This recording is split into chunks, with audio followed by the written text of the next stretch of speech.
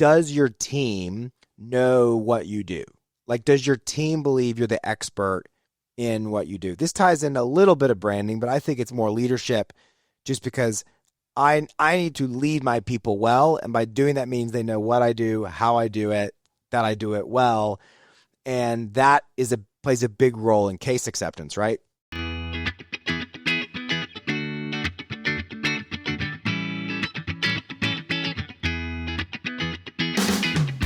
Welcome back to the Millennial Dentist Podcast, a podcast all about working smarter, not harder.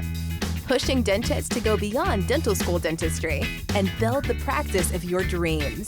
Here is your host, the Millennial Dentist himself, Dr. Sully Sullivan. What is up, everybody? Welcome back to the Millennial Dentist Podcast. Hope you're having a great day wherever you are, whatever you're doing. It's been busy. I don't know about y'all. Oh, great. I have so much to talk about, actually. So much to talk about. First off, went to Italy. Got engaged. Yes, let's go. I can hear you all cheering for me right now. That's super exciting. So, my girlfriend Andrea and I got engaged. That was really exciting. And, yeah, so that's great. So, dentistry, podcasting has been super top of mind. But we're getting back into the swing of things and normal routine. Now, so while I'm on the State of the Union, I think that's helpful. That's that. Hugh's in first grade now. That's crazy. And yeah, let me tell you about 3D, what's happening over there. So 3D Dentist, super excited. New website's about to get launched. So that's going to be great for just be able to see what we're doing, what we're up to, etc. Our summit dates, April 30th, May 1st, in Orlando, Universal Studios. Listen to this speaker lineup. It's borderline silly. Craig Spodak, Dr. Payray, Diana Tadros, Grant Olson, Matt Najad. I mean, killer lineup. I may be missing one other. Yep, plus a couple others. It's going to be...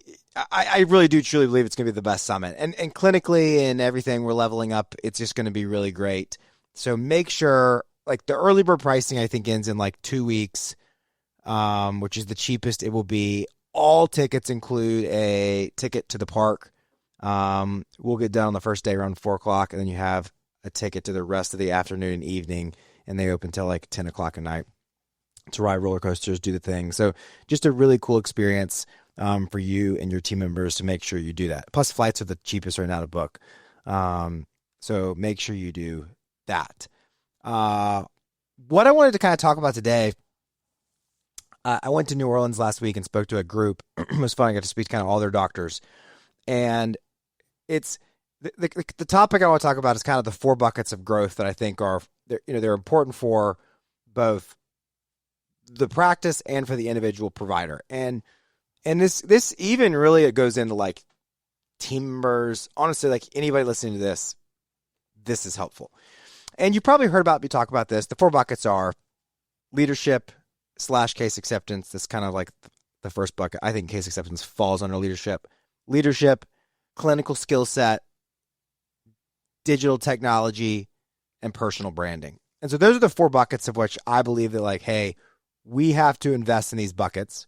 Obviously, I've talked about these buckets before, but I want to talk about these buckets in the terms of it's October and how do we plan for 2026? So I just came off of annual planning with our mastermind group, then went down there into this lecture. So this is just where my headspace is, and I think it'll be helpful. So and remember, our challenge is that most providers, they disproportionately put their CE and time into the clinical skill set bucket. Like that becomes clear and clear and clear. That if you were to like pull yourself and say, what was the last couple CE courses that I took? Most of them are going to typically be related around like a clinical skill set upgrade. And that's helpful. But if you only invest in that bucket, then your potential of what you get out of that bucket is reduced. It has to be more than just clinical skill set. If you have no brand and nobody knows that you do something, how good's the skill set? If you can't get someone to say yes to the skill set, how good is it? If you have to do it in like an archaic way that isn't consumer driven, leveraging technology, how good is the skill set? So this should start to kind of like in some ways, like internally help you as a provider, either an associate, either as your business, looking at your business whole, even as a hygienist, start to map out, well, how, if I want to grow, which I make the assumption you're listening here, so that's something you're interested in, then how am I dividing out those things to improve and grow? Number one, obviously, is the leadership and case acceptance. I think that's always number one because it impacts everything the most. Meaning, like, you can do the dentistry you want to do without technology, right? It's not a must. If you're unbelievably good at leadership and case acceptance, people will follow, want to do it. And that's kind of an interesting comment, I think. If you get to a point where you're like such an expert in one of those things, it can overcome some of the pitfalls of not being. The challenge is that's really difficult to do. Like Grant Olson, for example. I don't know Grant personally that well. He's coming to speak at the summit, and he's going to be talking about basically building a massive personal brand without spending a lot of marketing dollars. Almost none. And he did this through YouTube. And so, like, he's created such a strong personal brand that he probably never has to learn to do pterygoids and zygos because there's plenty to do that don't require that skill set. I know that I know we talk, and so like I know that like he just started doing digital workflows for All in X, something we've been doing for 4 years.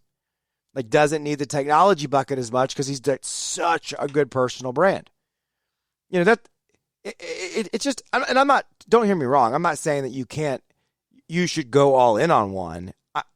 I think that's harder to do, frankly. I think it's more uncomfortable to, and a longer road to build that. But it does kind of, again, paint the picture of like it's important to be investing in these buckets. So, I had this conversation with these docs. It's like, okay, well, how do we start to kind of navigate through these buckets? And to me, on the leadership side, is always going to come into communication.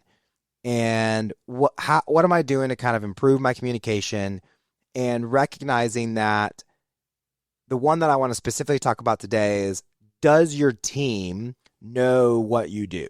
Like, does your team believe you're the expert in what you do? This ties in a little bit of branding, but I think it's more leadership, just because I need to lead my people well. And by doing that means they know what I do, how I do it, that I do it well. And that plays a big role in case acceptance, right? So if you're a new provider, or if you're new to an office, or in whatever capacity, you have to understand that like your audience is the team as much as it is the patients. Like, your ability to relay to the team. And so my question I would ask you is like, okay, you just learned a new skill set, or you learned a new skill set in the past 6 months. Have you blocked off some time to walk through what you're doing, show some before and afters? Do you even show your team before and afters? Like, what a great way to start morning huddle, by leading my team and them seeing, hey, this is what I do, so that I can now get them on board to having these conversations and realizing like, man, we truly can do things that I didn't realize we could do. That to me is like fundamental base level of case acceptance. Is, am I communicating with the people in my office what we do? Number two is, in that bucket is, I think we have to take ownership in our case acceptance process through data tracking and follow-up. So the question I would ask is, do you track what happens to patients when you present treatment? And then, like, from there, like, you present treatment to patients, what happens? Does the patient say yes? Do they say maybe? Did they say no? Where do they go? Do we have a follow-up place and protocol? These are some areas where I think if you're like, where can I improve in this bucket? And you're saying, man, I'm not doing those things. I think these would be needle moving for you to look into, how do I build this out in 2026? Then you get into technology, and technology is one of those things. It's like, there's so many different ways you can go, and as a provider, like, we're kind of up a creek, or we're kind of walking uphill, in that, it's hard to define what I need or what's best for me because there's so much noise out there relative to the salespeople, the marketing, etc. And so generally speaking, when we talk about like, okay, well, how do I invest in this technology bucket? Number one is there's obviously do I need to purchase technology? That's more on like the practice side, right? Like the owner side. How do we do that? We look at technology like it needs to do a couple things. It needs to make me be able to deliver care faster. Like speed is one. We live in it's the Amazon world.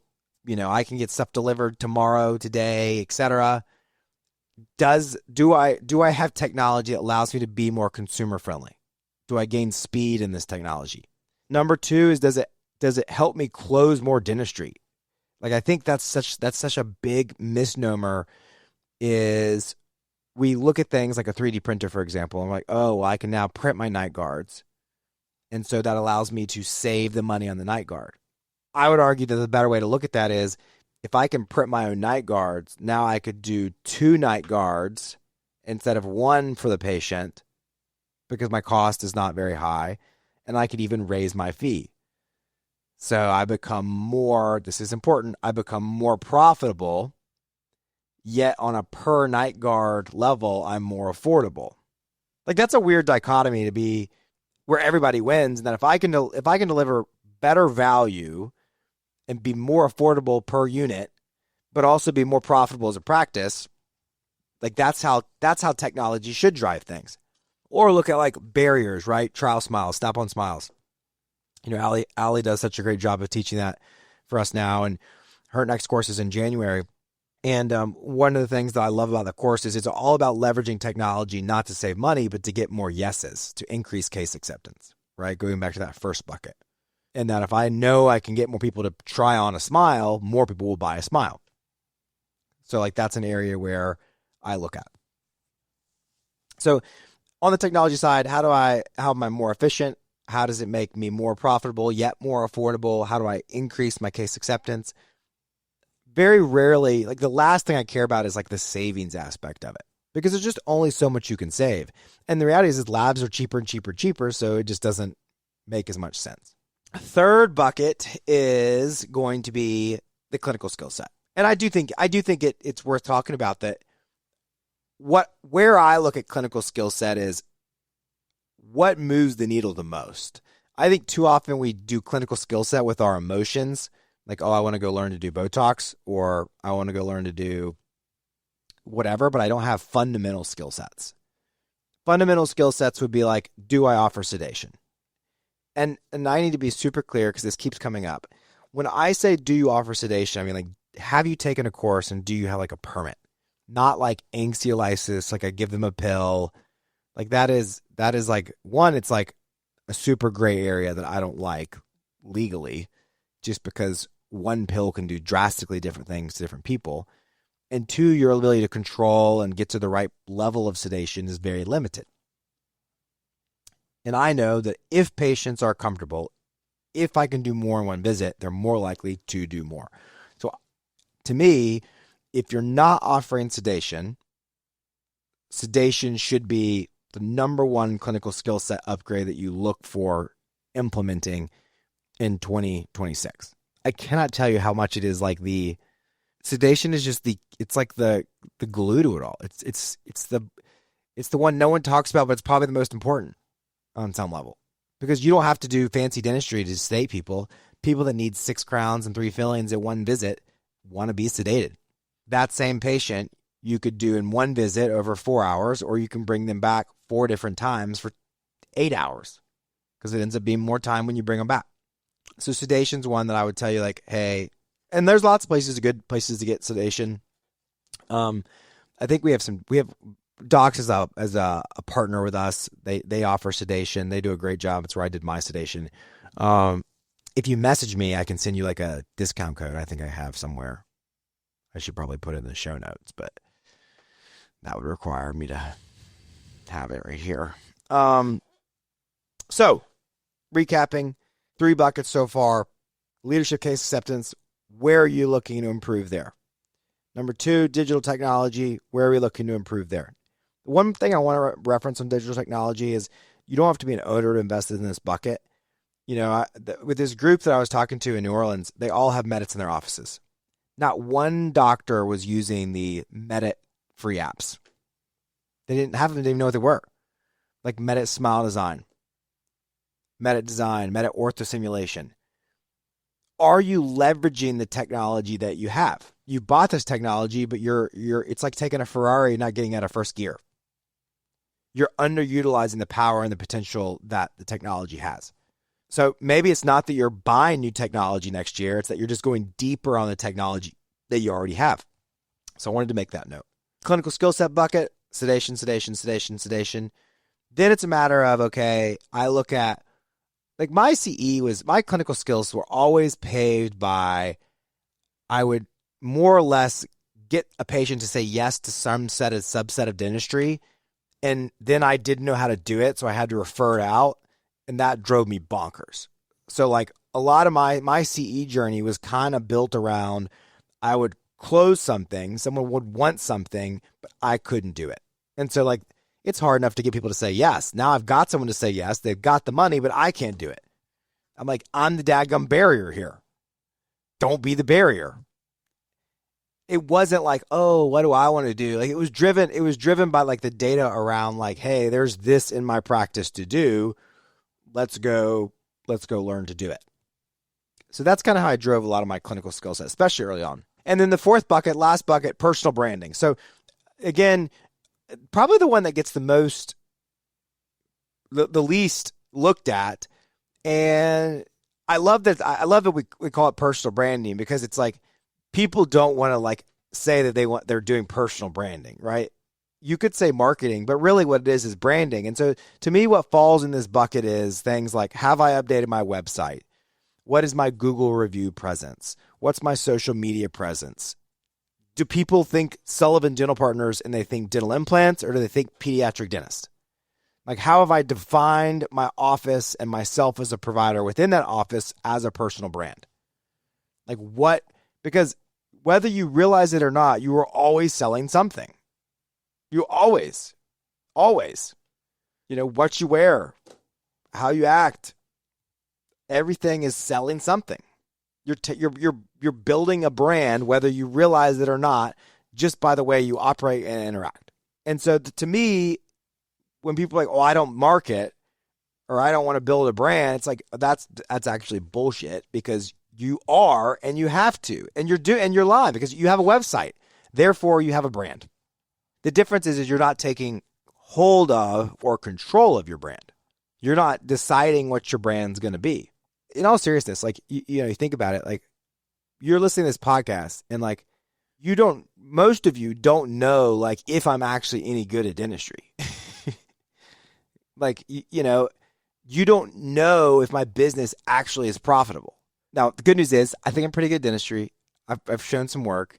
And yes, I think we run a pretty good business. But my point is like, that all starts with a level of fake it till you make it, or defining yourself as a brand and then backing it up. Because you can define yourself as a brand, but if you don't deliver, like, that doesn't work, right? And that's the difference. I shouldn't downplay myself. If you may listen to this podcast one time, but if you go back and try to implement or do something and it doesn't work, it discredits me. So you can only fake it till you make it so long. You have to deliver. But the difference is that you need to be taking an intentionality behind the brand that you're building. The services that you offer, your walls are always telling something. Walk through your office. What do your walls tell you? What do your walls tell you that your office is about? The type of dentistry you do, the quality, all of this. So don't necessarily jump to, in 2026, I want to fill my personal brand bucket because I'm going to start doing TV commercials. Sure, that is a part of it. But it could be, I'm going to start doing once a week a frequently asked question that our practice gets. I'm going to get on a camera on my phone. I'm going to record that and I'm going to put that out there. Or I'm going to start telling people, because I'm going to start putting before and afters up on my walls of cosmetics, that, hey, we do cosmetics here. This is what I'm showing you we do. What is your brand telling people you do? This is super important in a group setting or if you're an associate doctor. Like I tell my docs, I'm like, we have 3 associates right now, and they all have got a brand, whether they realize it or not. They have a brand with the team. They have a brand with patients. That brand could be new guy. That brand could be the blonde-haired person. How are you defining your brand within the practice? How are you defining your brand? And take ownership of it. Take ownership of it. Let people know what you do. Tell them what you want to do more of. Deliver on that. And that's how you do more of it. I hope you enjoyed this episode. 4 buckets. What I want you to do, seriously, take a moment to do this. You won't regret it. Write it down. Write it down. Write out these 4 buckets. And then start to create an action plan on what it looks like to fill these buckets up in 2026. Book your CE. Like, if you want to win, write it down and then make it happen. Book the flights, book the CE, come to Summit. Let's make 2026 a great freaking year. All right, work smarter, not harder. We will, I'll see you next time. Thank you for listening to The Millennial Dentist. Visit us online at millennialdentist.com.